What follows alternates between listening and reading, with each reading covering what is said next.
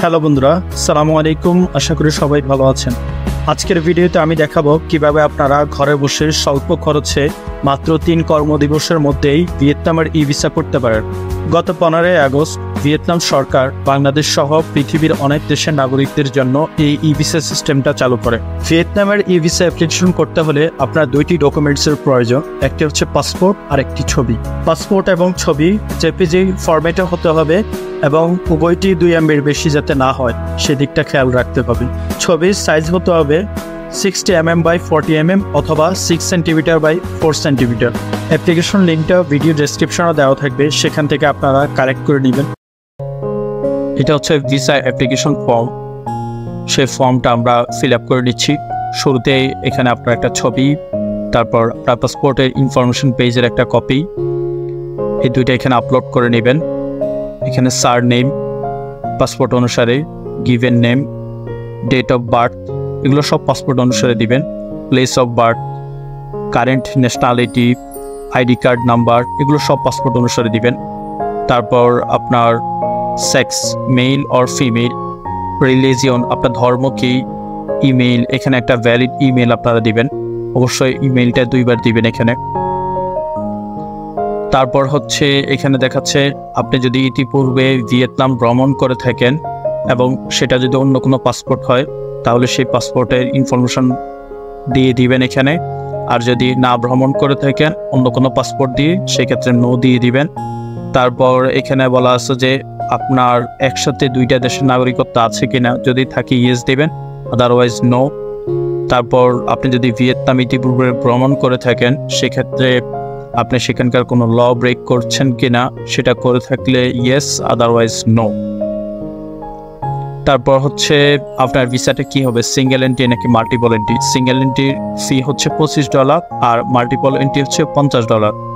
আর single এন্ট্রিতে আপনি একবার প্রবেশ করে সর্বোচ্চ 30 দিন পর্যন্ত থাকতে পারবেন, আর মাল্টিপল এন্ট্রিতে প্রত্যেকবার প্রবেশ করে আপনি সর্বোচ্চ 30 দিন পর্যন্ত থাকতে পারবেন।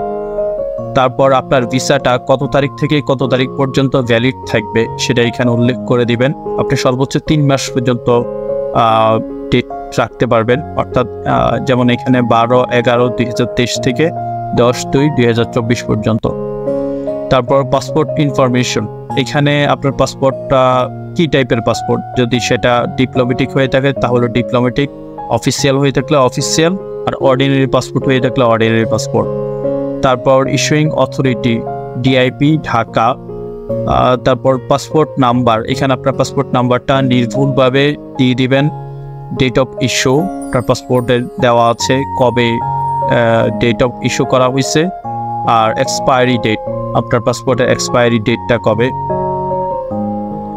তারপর এখানে বলতেছে যে আপনি কি অন্য কোনো ভ্যালিড পাসপোর্ট হোল্ড করেন কিনা, অর্থাৎ আপনার অন্য কোনো ভ্যালিড পাসপোর্ট আছে কিনা। থাকলে ইয়েস দিয়ে সেই তথ্যগুলো দিবেন, না থাকলে নো।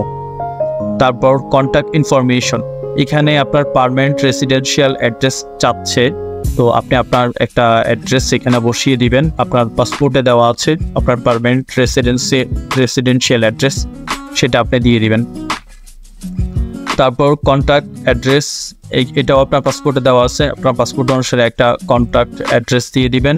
ইমার্জেন্সি কন্ট্যাক্ট, এটাও আপনার পাসপোর্টে দেওয়া আছে, এগুলো পাসপোর্ট অনুসারে বসিয়ে দিবেন, কোনো সমস্যা নেই। এখানে একজন ব্যক্তির নাম, এখানে তার অ্যাড্রেস, আপনার সাথে তার সম্পর্ক কি, তার একটা ফোন নাম্বার, এগুলো আপনার পাসপোর্ট ইনফরমেশন পেজে দেওয়া থাকবে। তারপর অকুপেশন, আপনার পেশা কি, এখানে আপনি আপনার পেশাটা দিয়ে দিবেন। যদি আপনি আপনার বিজনেস হয়ে থাকে তাহলে বিজনেস, স্টুডেন্ট হয়ে থাকলে স্টুডেন্ট, আর যদি কোনো প্রাইভেট কোম্পানিতে জব করেন সেক্ষেত্রে প্রাইভেট সার্ভিস, আর যদি গভর্নমেন্ট জব করেন তাহলে গভর্নমেন্ট সার্ভিস দিতে পারেন। তারপর এখানে হচ্ছে কোম্পানির নাম, আপনি যদি কোনো জব হোল্ডার হয়ে থাকেন তাহলে আপনার কোম্পানির নাম দিবেন, আর স্টুডেন্ট হয়ে থাকলে কলেজ ইউনিভার্সিটি এখানে উল্লেখ করবেন।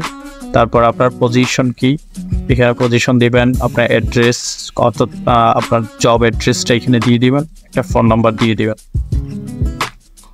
তারপর information about the trip, purpose of entry, আপনার এন্ট্রি পারপাসটা কি, আমি এখানে ট্যুরিজম দিয়েছি, আপনারা আপনাদের পারপাসটা এখানে দিয়ে দিবেন। তারপর হচ্ছে এই কোডটা ফিল আপ করার দরকার নাই, এটা হচ্ছে যদি আপনাকে ওই দেশি কোনো ব্যক্তি, কোম্পানি কেউ যদি ইনভাইট করে তাদের তথ্য এখানে আপনি দিবেন, আদারওয়াইজ দরকার নাই। তারপর এখানে হচ্ছে ইনফরমেশন অ্যাবাউট দ্য ট্রিপ, এখানে আপনি কতদিন পর্যন্ত সেখানে থাকতে চাচ্ছেন অ্যাপ্রক্সিমেট এটা দিয়ে দিবেন। তারপর ইন্টেন্ডেড ডেট অফ এন্ট্রি, এই ডেটটা আপনি শুরুতে যে ডেটটা বসিয়েছেন এই দুইটা ডেটে সেম রাখবেন। তারপর হচ্ছে আপনি তাদের কোন এয়ারপোর্ট দিয়ে প্রবেশ করবেন সেটা এখানে নই বাই ইন্টারন্যাশনাল এয়ারপোর্ট হ্যানয়, আমি এটা দিয়ে দিয়েছি, আপনারা আপনাদের মতো করে দিয়ে দিবেন। সেম ওয়েতে এক্সিটটাও এখানে বসিয়ে দিবেন। তারপর হচ্ছে যে ওখানকার যে কোনো একটা হোটেল অ্যাড্রেস এখানে দিয়ে দিবেন আগোটা বা booking.com থেকে, এবং হোটেলের একটা ফোন নাম্বার এখানে দিয়ে দিবেন। তারপর সেই হোটেলটা কোন সিটিতে সেই সিটিটা এখানে দিয়ে দিবেন, সিটি বা প্রভিন্স। তারপর এখানে বলা আছে যে আপনি গত 1 বছরের মধ্যে ভিয়েতনাম গিয়েছেন কিনা, গিয়ে থাকলে ইয়েস, আদারওয়াইজ নো। তারপর হচ্ছে আপনার কোনো রিলেটিভ বা অন্য কেউ ভিয়েতনাম আছে কিনা, থাকলে ইয়েস দিবেন, অন্যথায় নো, আর এটা দেওয়া দরকার নাই। তারপর হচ্ছে এই ট্রিপটার এক্সপেন্সেস এবং ইন্স্যুরেন্স, আপনি কত টাকা সেখানে ব্যয় করতে চাচ্ছেন। তো আমি সেখানে $1500 দিয়েছি, আপনি আপনার মতো করে দিবেন, এটা ওরকম কোনো কিছু না। আর আপনার এই ব্যয়ভার কে বহন করবে, আমি এখানে দিয়েছি অ্যাপ্লিক্যান্ট, অর্থাৎ যে অ্যাপ্লিকেশন করতেছে সে নিজেই বহন করবে, আমি এটা এখানে দিয়ে দিয়েছি। তারপর হচ্ছে এখানে বলতেছে আপনার কোনো হেলথ ইন্স্যুরেন্স আছে, আমি এখানে ইয়েস দিয়েছি, আপনারা আপনাদের মতো করে দিয়ে দিবেন। তারপর এখানে একটা নোট দিতে বলছে, আমি এখানে দিয়েছি I will manage myself during the tour. তারপর এখানে চেকমার্ক, এখানে ক্যাপচা কোড দিয়ে রিভিউ অ্যাপ্লিকেশন ফর্ম এটাতে ক্লিক করবেন। তারপর এখানে একটা পেজ আসবে, এই পেজটা আপনারা স্ক্রিনশট দিয়ে রাখবেন, ওকে ক্লিক করবেন। ক্লিক করার পর একটু অপেক্ষা করুন, এখানে আপনার পাসপোর্টের যাবতীয় তথ্য যা আছে সব কিছু এখানে চলে আসবে। এই তথ্যগুলো আপনারা মিলিয়ে নেবেন, মিলিয়ে নেওয়ার পর আপনারা চলে যাবেন হচ্ছে সবার নিচে পেমেন্টে, পেমেন্ট অপশনে ক্লিক করবেন। পেমেন্ট অপশনে ক্লিক করার পর এখানে আপনার পাসপোর্টের আবার যত তথ্য আছে সে তথ্যগুলো এখানে দেওয়া থাকবে, সেই তথ্যগুলো আপনারা মিলিয়ে নেবেন। যদি তথ্যতে কোনো ভুল থাকে তাহলে আপনারা ব্যাকে গিয়ে সেটা কারেকশন করে নেবেন, আর যদি কোনো ভুল না থাকে তাহলে পে ই ভিসা ফি এখানে ক্লিক করবেন। এখানে ক্লিক করার পর তারপর এই জায়গাটাতে ক্লিক করবেন, করে আপনি আপনার ইচ্ছা মতো যেই কার্ড দিয়ে পেমেন্ট করতে চান সেই কার্ডটা আপনি সিলেক্ট করতে পারেন। তো আমি ভিসা কার্ড দিয়ে পেমেন্ট করব, আমি ভিসাটা সিলেক্ট করলাম, করার পর এখানে কার্ড নাম্বার, এখানে first name, last name, billing address, যে কোনো একটা অ্যাড্রেস দিয়ে দিবেন। আর এই ফার্স্ট নেম এবং লাস্ট নেম এই দুইটা কার্ডে দেওয়া আছে, সেই দুইটা এখানে দিয়ে দিবেন।